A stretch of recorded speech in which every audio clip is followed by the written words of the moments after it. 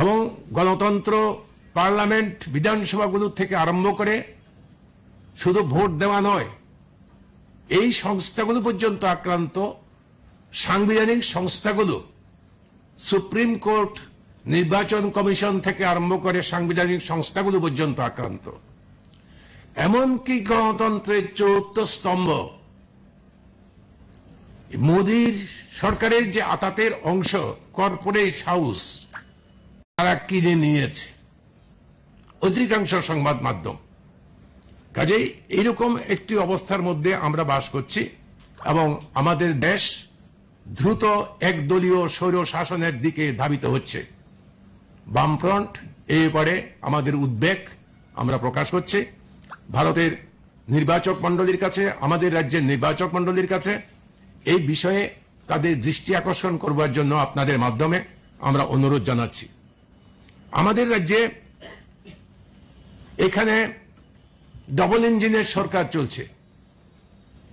এই ডাবল ইঞ্জিনের সরকার, তথাকথিত এই ডাবল ইঞ্জিন এমনভাবে চলছে, গ্রামে শহরে কাজের জন্য হাহাকার, পানীয় জলের জন্য হাহাকার।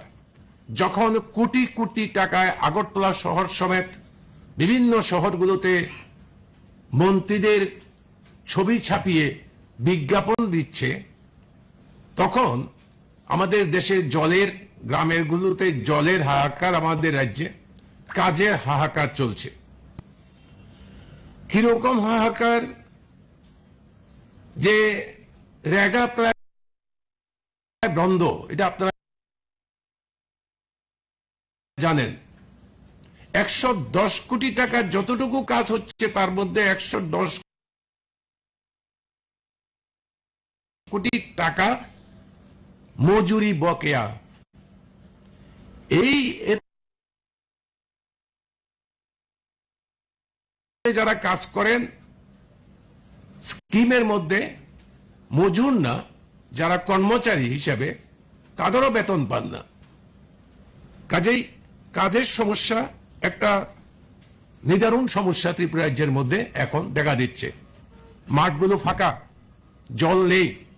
যখন সিঞ্চন যোজনার প্রধানমন্ত্রীর, আমাদের রাজ্যের মুখ্যমন্ত্রীর ছবি, আমাদের রাজ্যের কৃষিমন্ত্রী যখন নাটক করছেন, তখন মাঠগুলো ফাঁকা।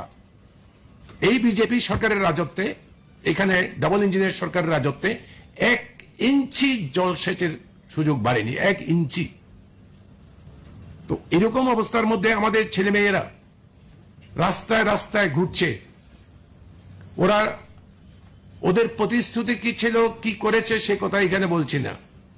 শুধু একথা বলবো যে প্রত্যাশা নিয়ে আমাদের ছেলেমেয়েরা ভুল বুঝে বিজেপির সঙ্গে গিয়েছিল, এখন চোখের সামনে দেখছে অফিস ফাঁকা, শূন্যপদ, স্কুল কলেজ ফাঁকা, শিক্ষক নেই।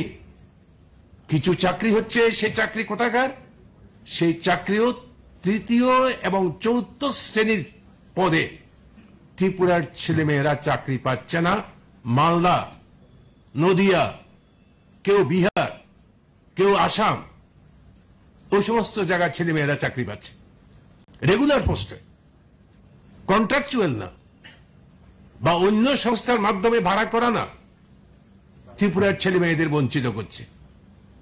এটা বিজেপি সমর্থক যুবক যুবতীরা বুঝছেন না তা নয়। অনেক প্রত্যাশা নিয়ে আমাদের রাজ্যের যুবক যুবতীদের একটা অংশ ঝাঁপিয়ে পড়েছিল যে তাদের চাকরির কর্মসংস্থানের ব্যবস্থা করবে, নিয়োগ হবে। স্কুল কলেজগুলো শিক্ষক নেই, ছাত্ররা পড়তে পারছে না, অথচ শিক্ষায় ডিগ্রি নিয়ে বসে আছেন, তাদের কাজের ব্যবস্থা নেই, নিয়োগ হচ্ছে না। এক পিকুলিয়ার অবস্থা তৈরি হয়েছে। আরেকটা জিনিস আমি এখানে উল্লেখ করব, সেটা হচ্ছে দুর্নীতি। দুর্নীতি আমাদের এখানে গ্রামে পঞ্চায়েত থেকে এডিসি ভিলেজ থেকে আরম্ভ করে আগরতলা সেক্রেটারিয়েট পর্যন্ত একটা চেইন তৈরি হয়েছে। রেগার কাছ থেকে আরম্ভ করে কন্ট্রাক্টরি, ঠিকাদারি, আপনাদের কাগজগুলো তো বেরোচ্ছে, কেউ প্রটেস্ট করতে, প্রতিবাদ করছে না যে ঠিকাদারি কন্ট্রাক্টরি পর্যন্ত কিভাবে মন্ডলের নেতারা নিয়ন্ত্রণ করছে। এমএলএদের সামনে। এই জন্য আমি বলছি শুধু রেগার টাকা না, রেগার টাকা থেকে আরম্ভ করে আপনার চাকরি পর্যন্ত, অফিসার বদলি থেকে আরম্ভ করে পোস্টিং পর্যন্ত, গ্রাম থেকে আরম্ভ করে মন্ডল এবং সেক্রেটারিয়েট বিল্ডিং পর্যন্ত বিস্তৃত হয়েছে এই দুর্নীতি এবং বিজেপি সমর্থক এখন ওদের কোনো পার্থক্য ঠিক করতে পারবেন না। এর প্রতিকার চাই, আসন্ন নির্বাচনে তার প্রতিকার চাই। আপনারা সকলে জানেন অনেক নাটক অভিনয় হয়েছে ত্রিপুরার মাটিতে। সমস্ত নাটকের অবসান ঘটিয়ে বর্তমানে বিজেপি, তীব্রামতা, আইপিএফটির জোটের সরকার চলছে।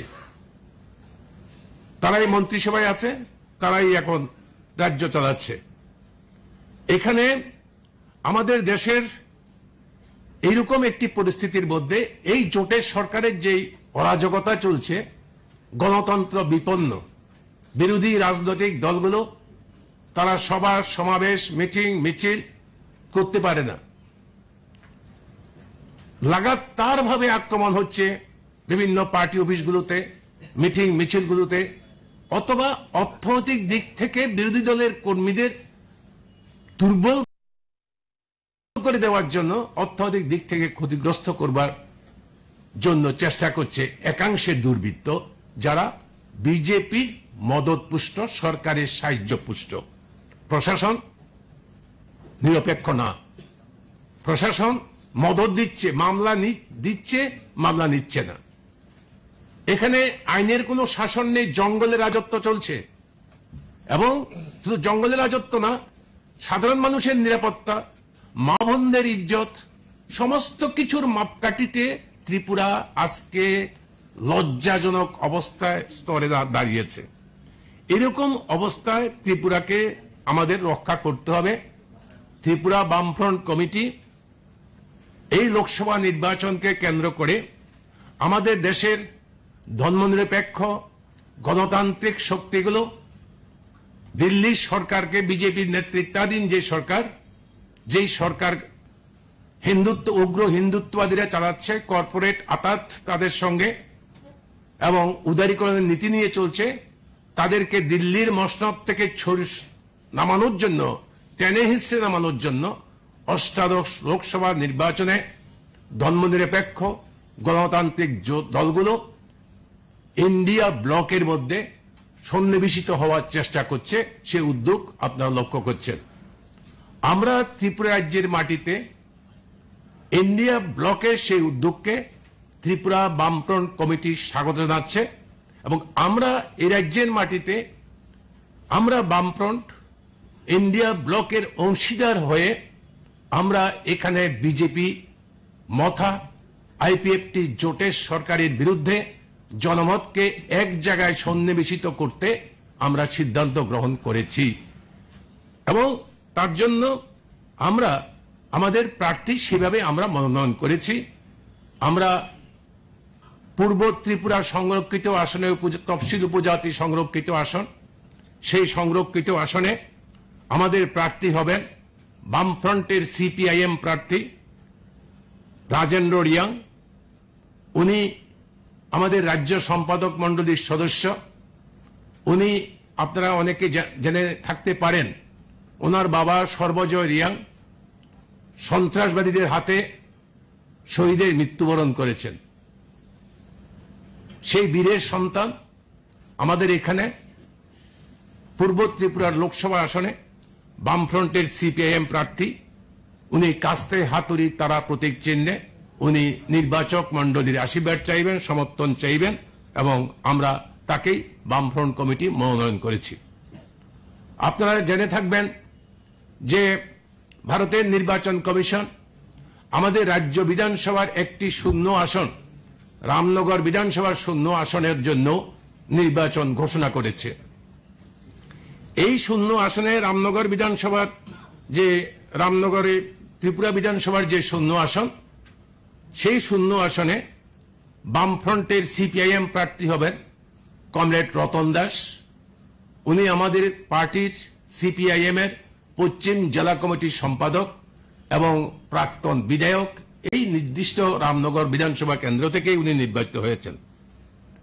আমরা বামফ্রন্টের তরফ থেকে আমাদের রাজ্যের সমস্ত ধর্মনিরপেক্ষ গণতান্ত্রিক সংগঠন, রাজনৈতিক দল, ব্যক্তিবিশেষ সবার কাছে আবেদন করব, আমাদের এই প্রার্থীদের বিপুল ভোটে জয়যুক্ত করে এই বিজেপি আইপিএফটি মথা যে সরকার, সেই সরকারের মুখের উপর জবাব দিন, যেন ত্রিপুরার মানুষ তার গণতান্ত্রিক অধিকার প্রতিষ্ঠিত করতে পারে। রুটি রুজি, অন্ন, বস্ত্র, বাসস্থান, শিক্ষা, স্বাস্থ্যের অধিকারের জন্য সামনের দিনগুলোতে আরো জোরদার আন্দোলন সংগঠিত করতে পারে। কমরেড রাজেন্দ্র রিয়াং কে লোকসভা কেন্দ্রে এবং কমরেড আপনার রতন দাসকে রামনগর বিধানসভা কেন্দ্রে জয়যুক্ত করে আপনারা এগিয়ে যাবেন। আপনাদের মাধ্যমে ত্রিপুরার নির্বাচক মণ্ডলীর কাছে জাতি, ধর্ম, বর্ণ, সম্প্রদায়, নারী পুরুষ নির্বিশেষে, লিঙ্গ নির্বিশেষে সকলের কাছে আমাদের বিনম্র আবেদন নির্বাচক মণ্ডলীর কাছে যে আপনারা আমাদেরকে সমর্থন করুন। দ্বিতীয় বিষয় হচ্ছে, আমরা নির্বাচনে যাব এবং নির্বাচন কমিশন সেই নির্বাচন পরিচালনা করবে।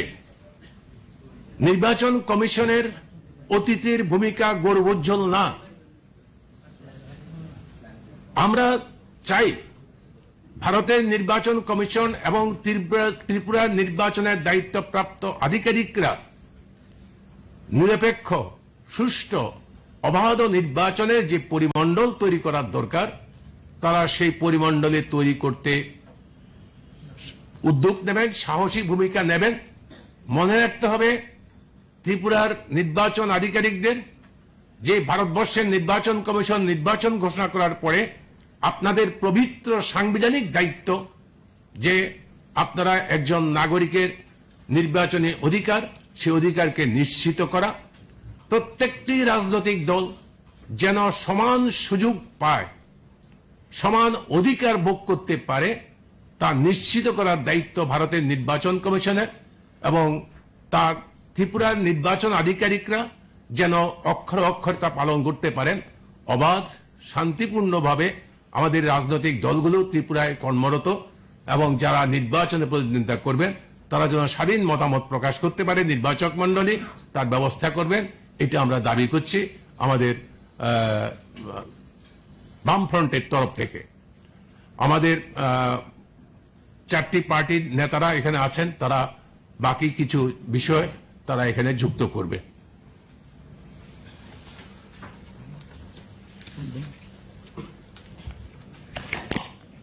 না, ওদের তো নাই,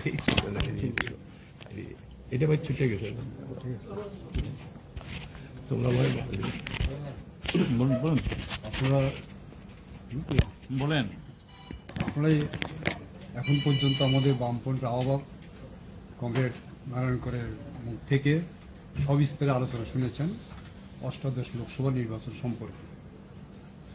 আমরা ইতিমধ্যে লক্ষ্য করেছি, গত কিছুদিন আগে আমাদের দেশে যে কৃষক আন্দোলন হয়েছে, বিশেষ করে